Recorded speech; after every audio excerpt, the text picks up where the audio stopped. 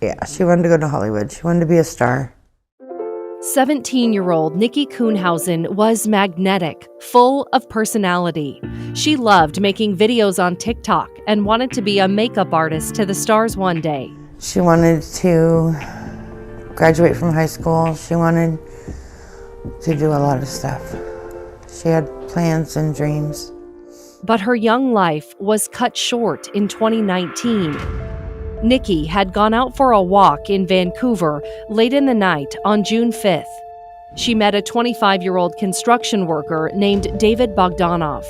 They exchanged Snapchat accounts, then parted ways. But hours later, the two communicated on Snapchat and arranged to meet back up. Investigators say during a sexual encounter, David discovered Nikki was transgender. He strangled her to death with a cell phone charging cord, then drove to Larch Mountain in East Clark County and dumped Nikki's body off a Forest Service road. For months, Nikki's friends and loved ones had no idea what had happened to her. I knew something was wrong, and it turns out something was wrong.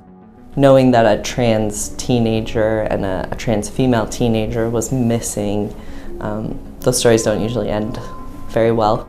Then, in December of 2019, 6 months after Nikki disappeared, human remains were discovered on Larch Mountain. Very quickly it was obvious that yes, we had a human body out here, or remains of a human body.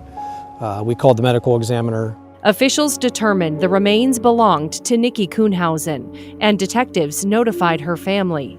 And I just fell to my knees, and the next thing I know, he was holding me, rocking me, saying how sorry he was. During the investigation, search warrants revealed David's phone pinged in the same area Nikki's remains were found the morning she went missing. We attempted contact with him yesterday, and he declined to give any further statements. At that point, he was arrested for second-degree murder. So I understand that you're being arrested today for the murder of Nikki Kuhnhausen. Prosecutors charged David with second-degree murder and malicious harassment, Washington's hate crime charge. During trial, they argued David killed Nikki when he discovered she was transgender. He was very angry that she was trans, and he was very upset, and that's why he did it. But when David took the stand, he claimed self-defense, saying Nikki reached for his gun during a struggle in his car, and that he had no choice but to strangle the teenager with the phone cord.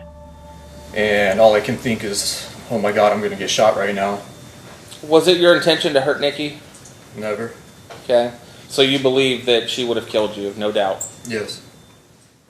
In the end, the jury didn't buy his story. They convicted David on both charges.